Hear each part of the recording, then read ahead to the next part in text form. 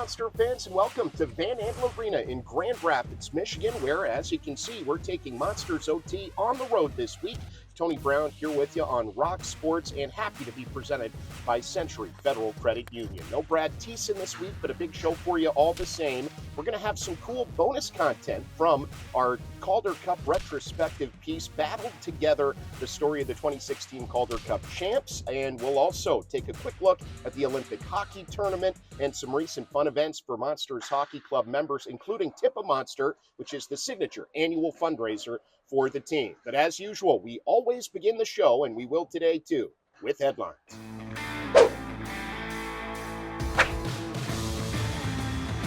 Well, let's get headlines started today with the run that Cleveland's been on as of late. In their last 10 games, they've established themselves as one of the hottest teams in the league, going 8-1-1 over that stretch. Now, if you go back to the 22nd of January and a win on the road in Chicago, Cleveland has gone from 6th place in the North Division to 3rd place, right in the heart of the playoff race here. And the offense, which at the start of the year was a question for the team struggling to score, not the case in these last 10 games. Cleveland with power play goals in 5 of their last 6. And over the 10 games, 4.2 goals per game, 42 total goals scored by this Monsters club that wants to solidify their playoff situation here heading into the month of March. Let's take a look at 2 games for Cleveland now, which were highly successful in the Commonwealth of Pennsylvania. They're coming out of the All-Star break as Cleveland on Valentine's Day got back to business on the road at PPL Center against the Lehigh Valley Phantoms. They hadn't seen them since the very, very early stages of the season.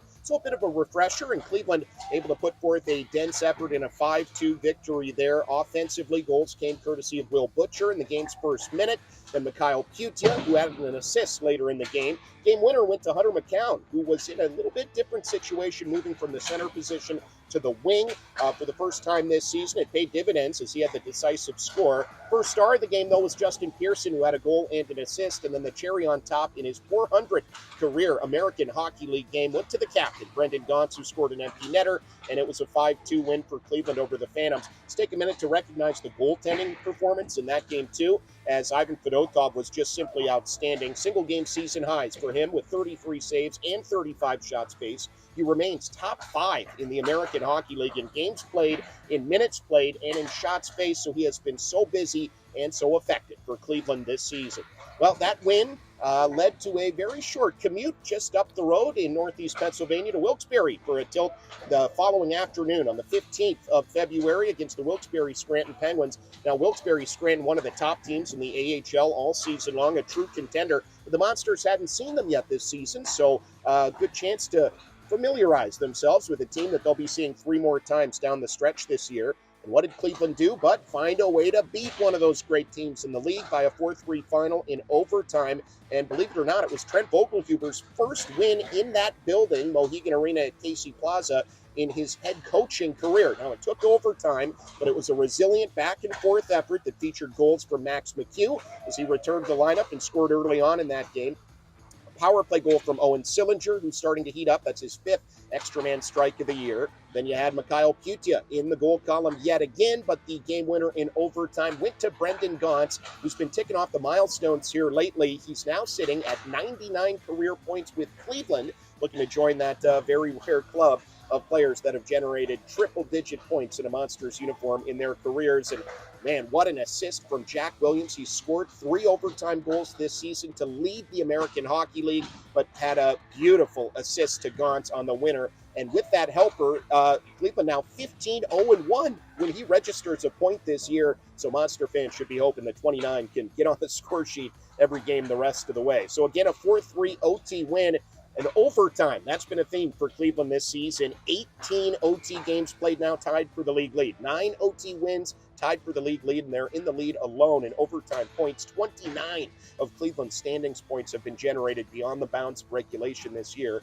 That is kind of amazing.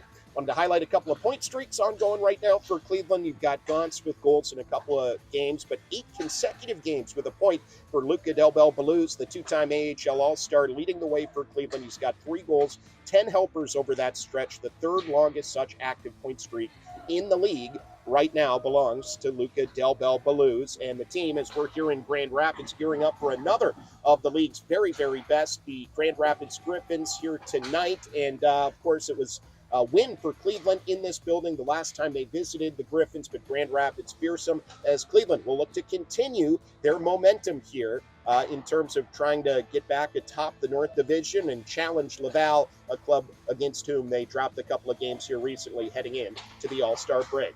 Time now on Headlines to hear from the head coach, Trent Vogelhuber. We caught up with him prior to the game on Valentine's Day in Lehigh Valley. Noticing that McCown was moving from the middle to the wing, we asked him what precipitated that decision.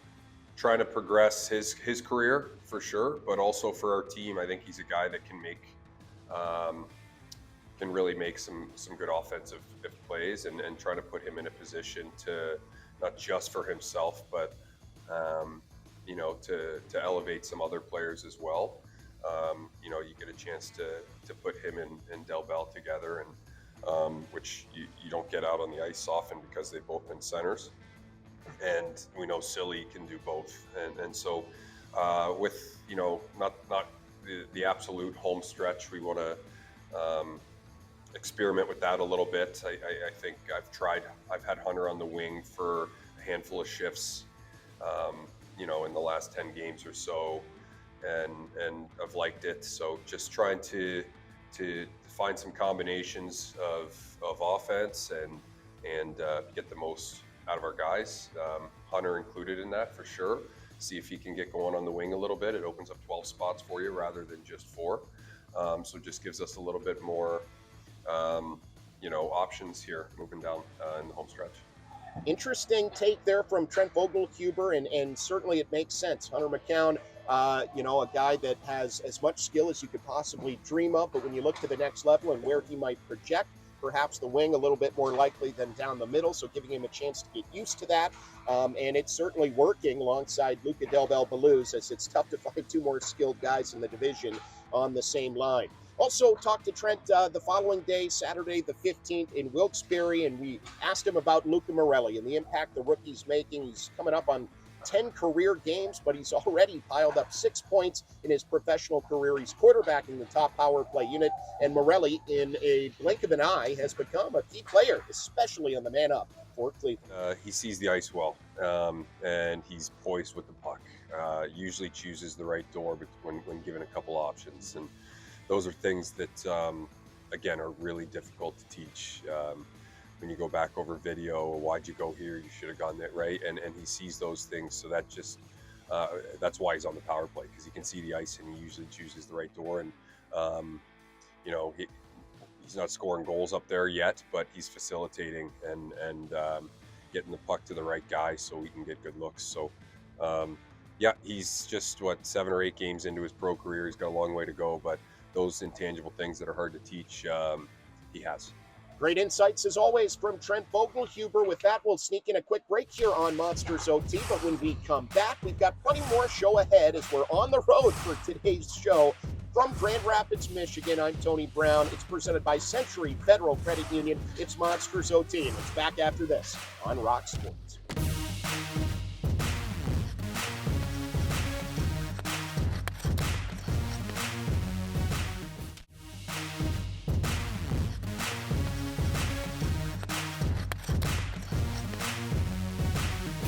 Welcome back on Monsters OT, presented by Century Federal Credit Union here on Rock Sports. Tony Brown with you from Van Andel Arena in Grand Rapids, on the road this time around for the show. We've got a lot more coming up, but right now, wanted to take a look at Cleveland's annual signature fundraising event, Tip a Monster. It was held in January alongside a bunch of devoted Monster fans. Of course, the players were there, and a great setting at the Metropolitan at the 9 in downtown Cleveland. Let's take a look at a night that never fails to entertain and, more importantly, make an impact on the Northeast Ohio community.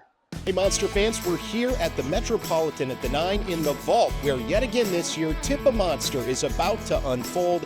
It's one of the really big annual fundraisers for the Monsters Community Foundation. As you can see, everything is ready for a special night with Monsters players and, of course, with the fans that make Monsters hockey exactly what it is. It's going to be a lot of fun tonight. We're going to raise a bunch of money for some really great causes. So without further ado, let's take a look.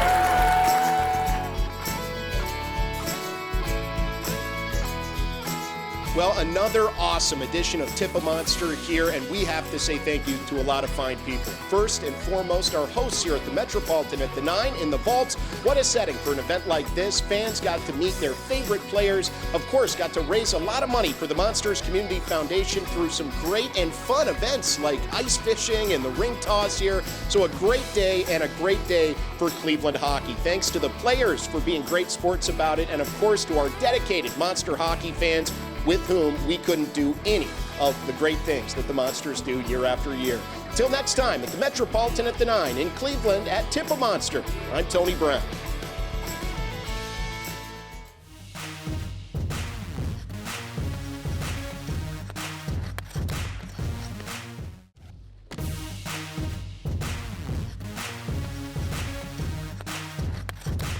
Back on Monsters OT, presented by Century Federal Credit Union here on Rock Sports. Tony Brown with you, still here in Grand Rapids on the road, where we wanted to take a look now at some extra thoughts from all the players, executives, coaches that weighed in for our Battle Together retrospective piece on the 2016 Calder Cup champion Lake Erie Monsters. Couldn't cram it all into the final product there, all the great responses and interviews we had with so many of those important figures from that outstanding and historic Cleveland team. So we thought we'd dive a little deeper and take a look at some of the extra material that was left on the cutting room floor, including thoughts from the players and coaches on current U.S. Olympian Zach Werenski and his impact on that team when he arrived as an 18-year-old some 10 years ago.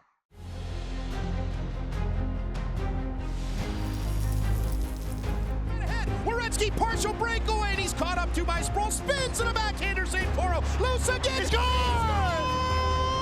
Yes! Zach Werenski wins the game in overtime. The Monsters are California dreaming. Bring on the rain to round 3 for the first time ever. Your Lake Erie Monsters make more history. He comes in, you never really know, because players, change a level going from junior or college. You're adding some of your draft picks at that time of the year, and they come to the American League, and sometimes it takes them a little while to settle into the role and be able to play their best hockey, with a whole different group of guys and at a different level, right? It's certainly a different game than the college game would have been, but elite talent, and adding him kind of really pushed our team over the top. There's no question. And like Prater said, it was a little glimpse of what was to come. And you watch what he's doing with Columbus now, and it's incredible. Well, I always remember when he came in, because he came in pretty late after the college season. So I was like, everyone's been talking about him, and you just know it's going to be a special kid coming in. And he walked in our locker room, and this guy's huge. Just huge. And I'm like, okay, he's 18 and he's massive, so let's see. And first practice, he just takes his spot, and it's undeniably good. It's like you see it right away, and the impact he had on our run was huge. Well, Zach's now an Olympian. He's a guy that came in at 18 years old and decided that it was time to make a run with his future teammates and the organization by signing an ATO to come play in Cleveland. He could have signed an NHL contract, played his one game and gone on with his summer. He wanted to be around the guys that he was hopefully going to play with as they moved on in Columbus. And he was a big part of our team. He made us instantly better. It also pushed out some really good players on the back end. A guy like Steve McCarthy was in and out. A guy like Steve Eminger was in and out. First-round picks, and guys that had played NHL games. And that comes back to the team portion of it. Zach was a big part of that, as were the guys that had to come in and out of the lineup. I just remember him coming in before the playoffs started, and I knew he was only 18, obviously, which is crazy young for pro hockey. And I remember looking around that first game like, this is insane how good he is. And he's a great guy. Like, I'll see him once in a while. He's an awesome dude, and obviously he's had tremendous success at the NHL level and the international level. But yeah, seeing him come in as an 18-year-old and pretty much dominate. I remember I had a buddy on one of the teams we played in the playoffs. They had a meeting, that basically was like, how can we please hit this guy? Can we stop this guy? And everyone's like, we can't catch him. And it was crazy to see how he was already a man at 18. He was a great teammate and a great player. And obviously his play speaks for itself. And we were all, I think, very fortunate that he came to us at the end of that year. Oh, yeah, he was a stud right away. You knew he wasn't going to be in the AHL long. Yeah, he came in, running the first power play, and yeah, he just dominated. Calm, cool, and collected. He came in and he looks like a 10-year vet almost immediately. He didn't make a lot of rookie mistakes coming in. You know, it was a pressure cooker when he found himself with the Monsters jersey on. Coming right out of college, he looked like he fit in right away, and he made plays. He ran the power play, ran the point. Like he was huge for that team and the success that we had. At the end of the season, this guy, number 8, Zach Werenski, came to us from Michigan, and I was lucky enough to play with him for one game. And I believe I said at the end of the game, I said, I think that's probably the last game that I play because this kid is pretty good. So I think the thing that stuck out the most, besides how talented he was and how seamlessly it transitioned from college hockey to dominating the NHL or the AHL in such a short period of time, is just he's so humble, right? You're talking about a high draft pick that didn't have to come to Cleveland, right? He was going to go straight to the NHL. I felt the leadership group, the older guys, it just speaks to who he is and what he's about and how humble he is to come and play. Obviously a huge part of our group and obviously a huge piece of why we won the Calder Cup. That's my claim to fame, playing with Zach for one game, and he took my job, and I was perfectly fine with it. Yeah, it was a little intimidating. I mean, obviously turning pro, and you know, you go from playing with your buddies in college to playing with guys that have families, and kind of been all over the world playing hockey, and definitely a young kid walking into I don't want to say a tough situation, but you know, a challenging situation, and you're not really sure what to expect. But they were awesome with me, welcoming me with open arms, and I could see right from the second I got there why the team was having success. And if you look back on it now, there's a reason why we ended up winning the Calder Cup, was because that team was so close. So yeah, I mean, it definitely was a little intimidating walking in the room the first few days, but those guys made me feel really welcome from really early on.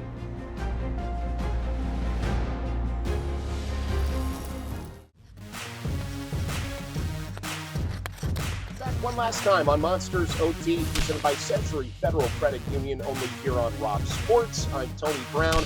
We wanted to wrap up the show, this on-the-road edition of Monsters OT today, with an in-depth look at the Men's Olympic Hockey Tournament, which features a ton of players who once wore a Monsters or Blue Jackets or both jersey at one time in their careers. Now, it is very special for hockey fans across the globe to be able to watch the best in the world compete head-to-head against one another. But if you think the fans appreciate it, imagine how much the players do. This rare opportunity to wear their country's colors and compete for gold. I know it's something each of them treasure and don't take for granted. So the Monsters well represented as you take a look at the rosters for each team in this tournament. We'll begin with Zach Werenski, who has one goal already for Team USA in his Olympic career. Beyond that, Oliver Bjorkstrand, Calder Cup hero from 2016. On the Danish roster, you've got Elvis Merzlikins. On the Latvian roster, played a couple of games for Cleveland back when.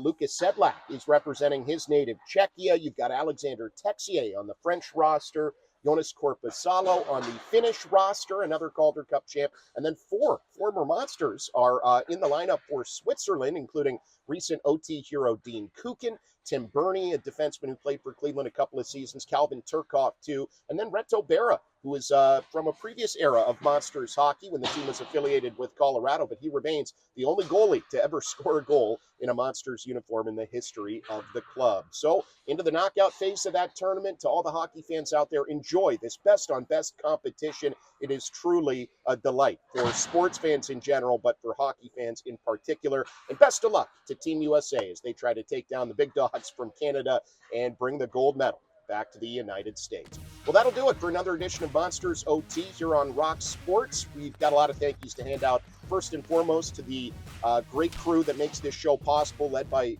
Leo Simone and Jeremy Hawks. Want to say thanks to the fine folks here in Grand Rapids for their hospitality today. And, of course, thanks to Century Federal Credit Union for making it all possible. I'm Tony Brown from Van Andel Arena on the road in West Michigan, and this has been Monsters OT, presented by Century Federal Credit Union. Thanks for tuning in on Rock Sports.